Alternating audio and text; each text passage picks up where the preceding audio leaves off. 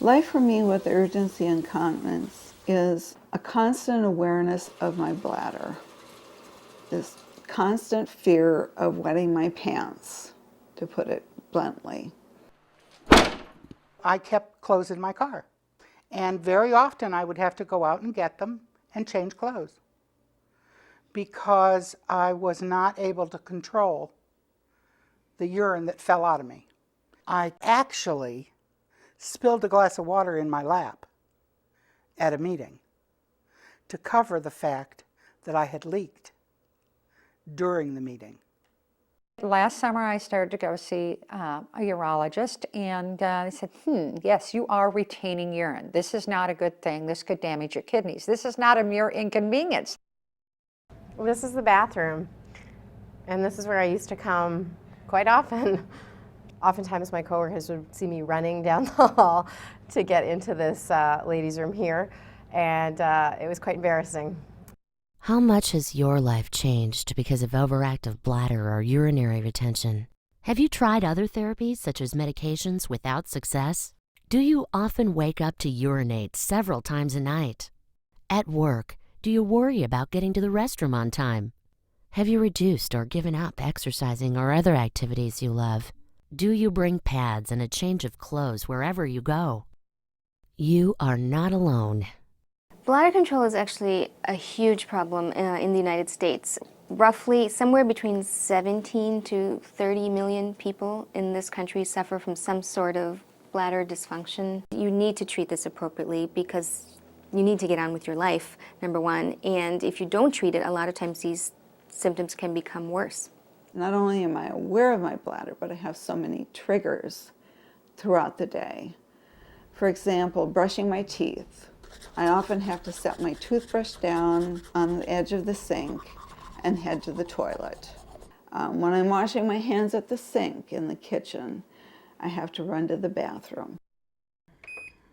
Doing laundry. When I get ready to start the clothes washer, I haven't even started it yet. But knowing that the water's going to start running, it's an automatic trigger. I have to head up the stairs. You may have tried pads, fluid and diet changes, Kegels, or medications, and still not gotten relief from the distressing symptoms, or else couldn't tolerate the side effects. We tried Kegel exercises, didn't work. We tried biofeedback. I worked hard at it, didn't work. We used medications, I think 4 or 5 of them. None of them worked. I thought, well, I'm drinking too much fluid, so I stopped drinking. But I was on that medication that gave me dry mouth. Now, you're not drinking, and your mouth is the Sahara. You have to have gum in your mouth, or a lifesaver in your mouth. Your breath smells terrible. I shouldn't have to just live with this. I shouldn't have to be told that, well, there's nothing else we can do, catheterize for the rest of your life. Even if managing your fluids, pads, medications, and exercises have not worked for you, there is another option that offers hope. It's called InterStim Therapy for urinary control, and it has helped thousands of people gain control of their bladder control problems since receiving FDA approval in 1997. In this video, you'll meet women like you who have made the choice to try InterStim Therapy. You'll hear about their experiences and learn how the therapy works to help control bladder function. Could InterStim Therapy be an option for you? You'll see how a short trial assessment administered by your physician can answer that question.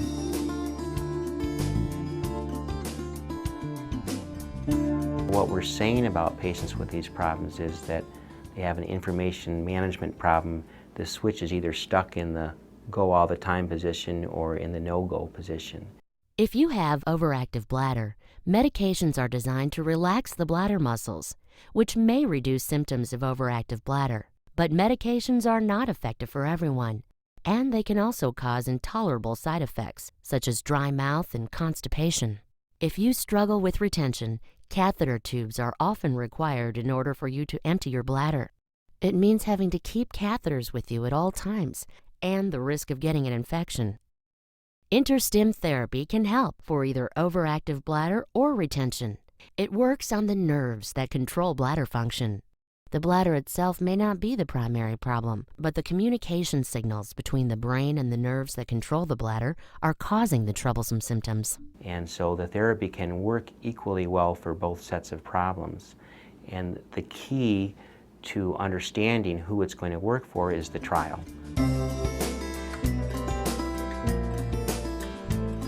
InterStim Therapy begins with the trial assessment procedure that may be done in the office or as an outpatient procedure. During this procedure, a thin, flexible wire is placed underneath the skin near the tailbone, and then it's connected to an external test stimulator that may be worn on your waistband. The patient experiences the effects of sacral nerve stimulation during the at-home test period. Lorraine has suffered from frequent and sometimes uncontrollable urination problems for several years, and she is about to start the InterStim Therapy trial assessment. The first phase is a trial or a temporary phase.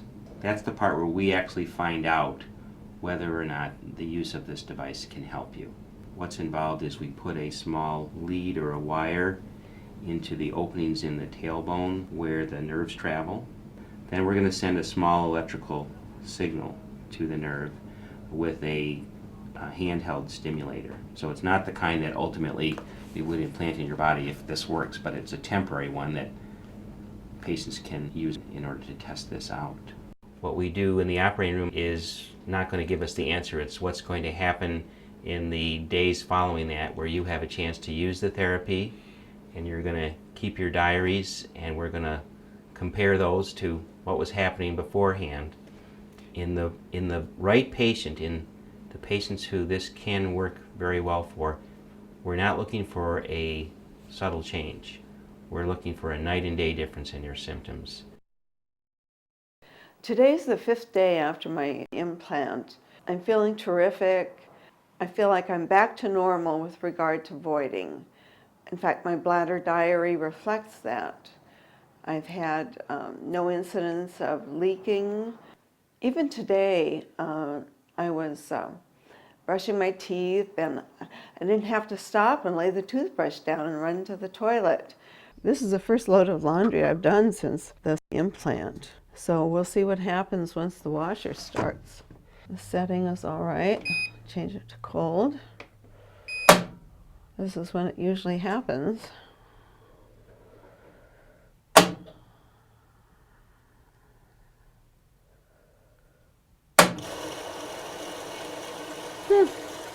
Nothing.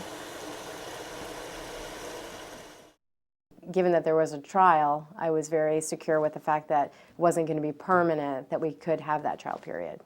My test stimulation period was interesting. It involved a lot of different changes to my settings to try to figure out which one was going to work, and nothing seemed to be doing the trick until the day before the end of my trial, which was a great success for me because it took a little bit of time to settle in. A friend of mine called me the other day and wanted to know how I was doing. And I said, she asked me, I said, well, I'm still back where I was. And she said, what were the chances that this was going to be successful? What were you told? And I said, 70%. So she said, well, that's very, very good. And she said, but I kidded her and I said, well, maybe I'm in the other 30%. And she laughed and she said, I can't tell you how many times I've been in the other 30%. And you know what? Even if you are, it was more than worth trying this. And I said, oh, absolutely. I didn't notice it was working. I noticed I wasn't wet. Hello? It was amazing. I hadn't been dry for a whole day in almost 28 years. When I realized I wasn't wet, I had hope. That 4-letter word was mine.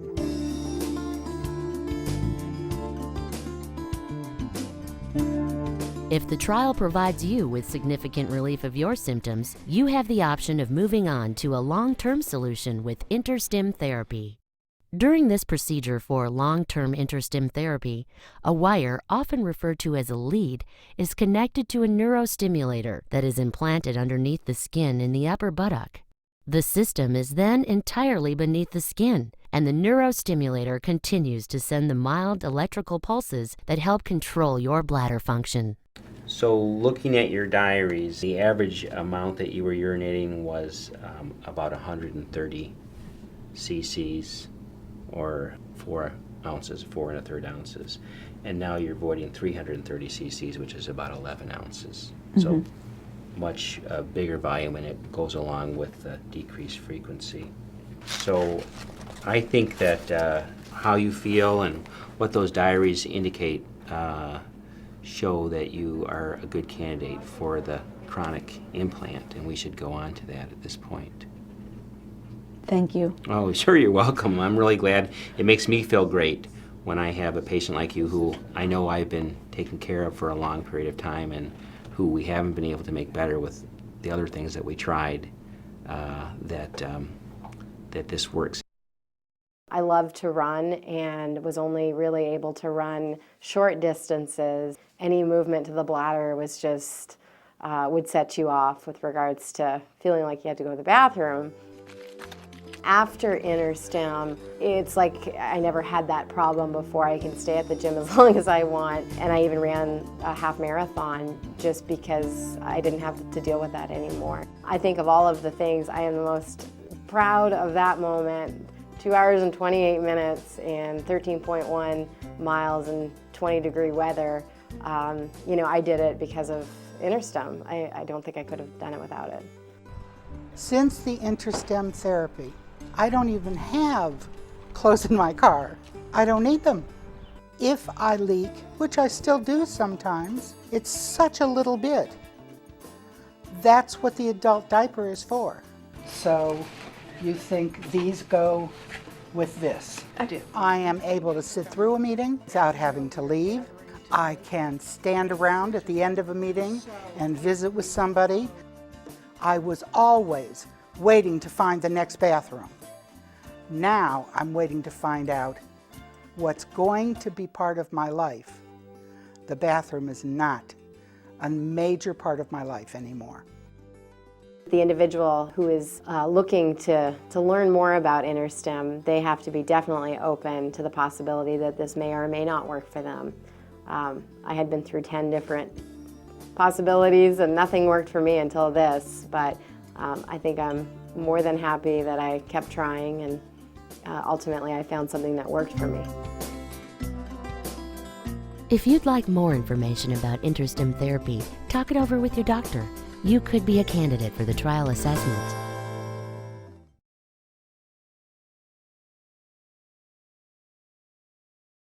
Not all patients respond favorably in the trial assessment. If that is the case, the wire can be removed and you can move on to other options. InterStim Therapy is completely reversible and can be discontinued at any time by turning the device off or removing the device. This therapy is not for everyone. Talk to your doctor to determine if InterStim Therapy is right for you. As with any therapy, InterStim Therapy is not without risks. In addition to the risk related to a medical procedure, complications from this therapy can include pain, infection, transient electrical shock, lead, thin wire migration, and adverse change in bowel function, among others. These complications were generally resolvable in the clinical study. Complications can also occur with the trial assessment, including movement of the wire, technical problems with the device, and some temporary pain.